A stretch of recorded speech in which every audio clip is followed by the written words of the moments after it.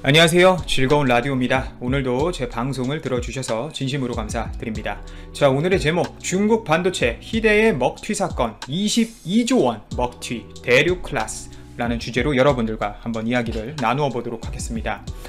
오늘은 제목과 같이 이 중국 반도체와 관련된 이야기에 대해서 얼마나 이 중국 반도체가 심각한 문제를 갖고 있는지에 대해 여러분들께 말씀드리려고 합니다. 바로 희대의 먹튀 사건인데요. 그것도 제목처럼 몇억, 몇백억 수준이 아니라 몇십조 수준으로 중국 정부까지 결국 당해버리는 사건이 발생해 버렸습니다. 최근 중국 반도체 업계 슈퍼 루키로 꼽히던 HSMC가 자금난으로 공장 건설 프로젝트를 중단했다는 소식에 중국이 발칵 뒤집혔습니다. 지난 2일 중국 경제 매체죠. 이 제일제경은 중국 우한시 국가산업기지에 있는 반도체 파운드리 위탁 생산 업체인 이 우한홍신, 즉 HSMC 공장 건설 현장에는 오가는 차량조차 없다라고 보도를 하면서 이 파문이 커지고 있습니다. 엄청난 반도체 회사라더니 정작 공사 대금조차 못 줘 작업이 몇 달째 멈춰 있습니다 라는 인터뷰와 함께 말이죠. 당시 이 우한홍신이 막대한 투자 발표를 하면서 내세웠던 것은 바로 축구장 59개 크기, 약 42만 4천 제곱미터 부지의 크기에 빼곡히 반도체, 그것도 최신 공정을 필수로 기반하는 파운드리 공정을 세우겠다고 자신만만하게 투자자들을 모집했었어요. 하지만 이 자랑하던 축구장 59개 크기의 이 부지에는 겨우 골격만 세워진 건물 3동뿐인 것이죠. 심지어 이런 코로나와 관련된 상황으로 중국 경제도 지속적으로 악화되고 있는 가운데 공사 관련 인부들의 월급여만 거의 1년 가까이 밀려있는 상황이라는 이야기도 나오고 있습니다. 실제 HSMC, 즉 우한홍신은 2017년 11월 설립 당시 1280억 위안, 약 22조 2600억 원 규모의 투자금을 확보했고 중국 최초로 이 7나노미터 공정 양산을 절대적으로 성공시키겠다고 큰소리쳤던 업체입니다. 당시 이를 위해 HSMC는 최근까지도 엄청난 연봉과 조건을 제시하며 글로벌 반도체 업체 기술자를 빼낸 것으로 알려졌을 정도로 굉장히 인력 유출과 관련된 업체이기도 했습니다. 이런 기업이 돌연 자금난에 처하자 중국 현지에서는 중국의 이 정부의 반도체 보조금을 노린 사기극일 가능성이 크다는 시각에 결국 무게가 실리고 있는 것이죠. 자, 2017년이면 삼성전자와 TSMC가 7나노 반도체를 이제 겨우 개발하고 있을 당시였습니다. 심지어 HSMC가 투자자를 유치하기 위해 내세웠던 이 14나노 공정이 한창 삼성전자와 TSMC에서 양산이 되고 있을 시기였기도 했죠. 그런데 어떻게 그 당시 실체도 없던 이 HSMC가 7나노와 14나노 반도체를 양산하겠다고 떳떳하게 밝혔는지만 우리가 생각해 봐도 HSMC는 처음부터 실현 가능성이 전혀 아예 없는 목표를 내세웠던 것입니다. 현재 글로벌 반도체 제조사 중 7나노 양산이 가능한 곳은 삼성전자와 TSMC밖에 없는데 신생기업이 이런 기술 격차를 뛰어넘겠다는 주장을 했던 것이고 또 웨이퍼를 이 기술 격차를 뛰어넘고 6만 장 수준으로 월 만들겠다는 것은 사실상 생각만 해봐도 사기성 발언밖에 없었던 것이라고 봐도 무방한 것인데 중국이 반도체 산업에 대한 맹목적인 투자에 대한 욕심이 결국 HSMC와 같은 문제를 만들어버린 것입니다. HSMC는 설립 초기부터 24나노급 양산 기술을 갖추고 있다고 주장했는데 심지어 여기에 TSMC의 전 CEO까지 연루가 되어 있어요. 글로벌 파운드리 1위인 대만의 TSMC 최고 운영 책임자 출신인 이 장상희를 CEO로 영입해 시장의 신뢰를 얻었던 것이죠. 또 2018년부터 2019년 2년 연속 후난성의 중대투자 프로젝트에 이름을 올려 2019년 말까지 중국 정부 등에서 투자금 또 153억 위안, 하나로 약 2조 6,600억 원을 받은 것으로 알려졌습니다. 이런 HSMC의 문제는 지난 1월이죠. 이 공장 건설 대금을 지불하지 못하기 시작하면서 이 소송에 휘말리기 시작했고, 그리고 밖으로 조금씩 드러나기 시작했습니다. 지난 7월에는 우한시 정부가 자금 부족으로 HSMC 반도체 프로젝트 좌초 위기라는 내용의 보고서를 내면서 HSMC의 몰락이 사실상 공식화되었고, 이 우한시 정부의 보고서에는 이 HSMC의 사업 계획 그리고 환경평가 등 필수 자료가 준비되지가 않아서 추가 자금 지원이 불가능한 상황이라고 밝혔죠. 아까 말씀드린 TSMC 전 CEO죠. 이 HSMC 장상희 CEO도 현재 문제가 많습니다. 어떻게 CEO가 돼서 회사 재무 상황을 처음 알게 되었다고 거기서 발언을 할까요? 이거 제가 봤을 때 관련자들 다 잡혀가고 죽게 생겼어요. 어떻게 보면 이 장상희도 이런 점은 문제지만 뒤통수를 맞은 상황인데요. 장상희는 현재 신변이 확보가 된 상태인데, 현재 HSMC를 세운 창업자와 회사 설립에 관여한 인사들의 행방은 전혀 오리무중인 상태라고 합니다. 그리고 현재 좀 더 깊게 밝혀진 바로는 이 HSMC의 지분 90%를 가진 베이징 광량란투 테크놀로지라는 업체의 설립 연도를 알아본 결과 HSMC와 같은 2017년 11월인데 웃기죠? 설립 연도와 월이 똑같아요. 근데 지분이 90%예요. 따져보면 사실상 이 두 회사 모두 페이퍼 컴퍼니일 가능성이 큰 것이죠. 심지어 처음 주장했던 투자금 1280억 위안은 없는 것으로 보이고 있고, 14나노, 7나노를 그렇게 개발해서 월 6만 장 생산을 하겠다던 이 HSMC가 설립 3년 동안 어떻게 기술 특허 하나 나온 게 없는 상황입니다. 자, 그리고 또 하나 더 웃긴 상황도 있어요. 고물 설비를 심지어 ASML사의 EUV 설비라고 속이기도 했습니다.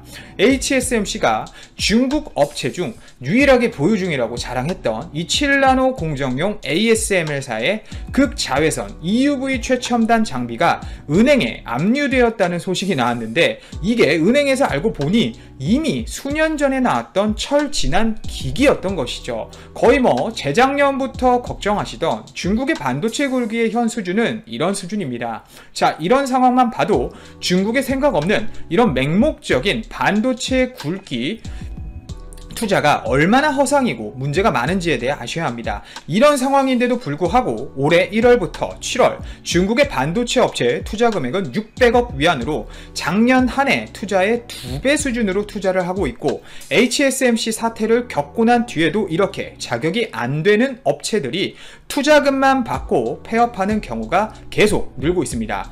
이름도 모를 기업들이 반도체 굴기 투자 보조금만 받고 파산하는 경우가 지금 허다하다는 것이죠. 생돈 날리고 있다는 것입니다. 미국의 제재 수위가 높아지면서 반도체 자급이 절실한 상황에서 정부 지원금과 투자금이 몰리는 상황이기 때문에 중국의 반도체 굴기가 이렇게 생각 없이 지속적으로 행해진다면 자연스럽게 재정 적자에 휘말릴 수밖에 없습니다. 밑 빠진 독에 물 붓게 하고 있는 것이죠. 어떻게 보면 당연히 우리나라 입장에서는 좋은 상황일 수밖에 없는데요.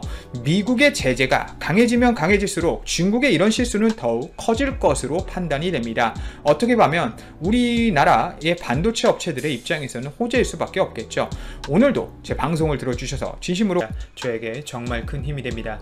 자, 오늘의 주제, 일본 수출 규제 품목 없이 한국 반도체 개발 성공에 일본 현재 난리난 상황, SK하이닉스 EUV 포토레지스트 없이 반도체 개발 성공, 일본 반응 망연자실, 이란 주제로 여러분들과 한번 이야기를 나누어 보도록 하겠습니다.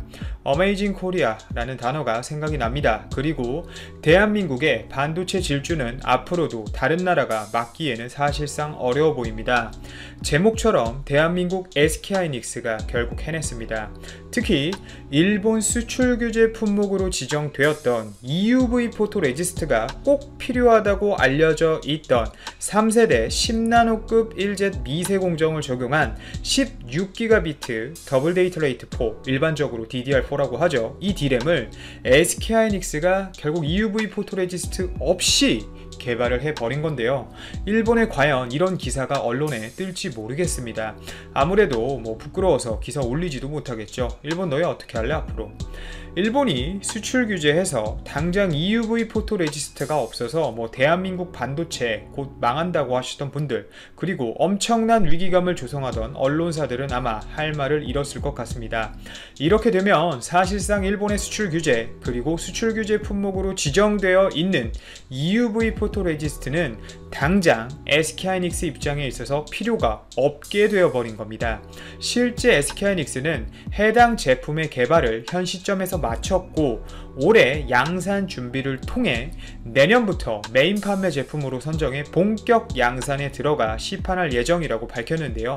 실제 이번 SK하이닉스가 개발한 수준의 제품을 삼성전자는 9월부터 양산해서 판매를 하고 있습니다. 이번 SK하이닉스가 개발한 제품은 삼성전자의 제품과 같은 용량을 갖게 되는데요. 미세하게 다르지만, 하지만 SK하이닉스의 제품과 삼성전자의 제품과는 조금 다른 점이 있습니다. 바로 반도체 생산에 있어서 공정 프로세스상 포토 공정 중 하나인 EUV 공정의 유무입니다. 방금 말씀드렸던 삼성전자의 3세대 DDR4일제 D램의 경우는 많지는 않지만 반도체 프로세스 진행 중간에 분명 EUV 공정이 들어가게 됩니다.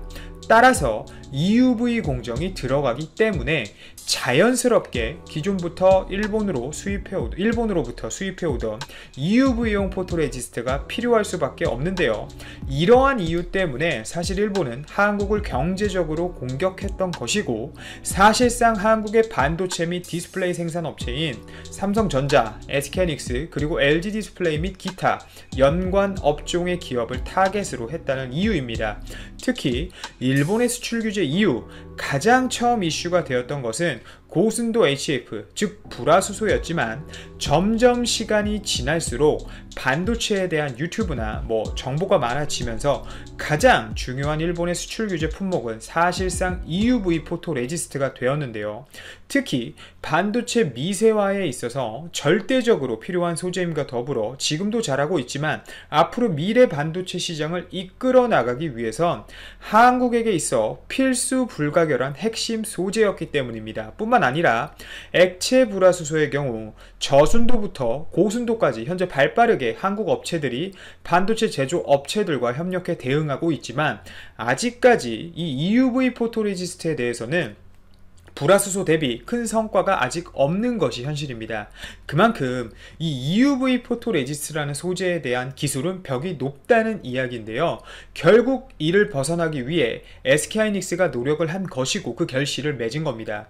EUV 포토레지스트가 아닌 기존에 사용하던 이 ARF 불화 아르곤을 활용한 패터닝을 통해 패턴을 형성하게 되는데요.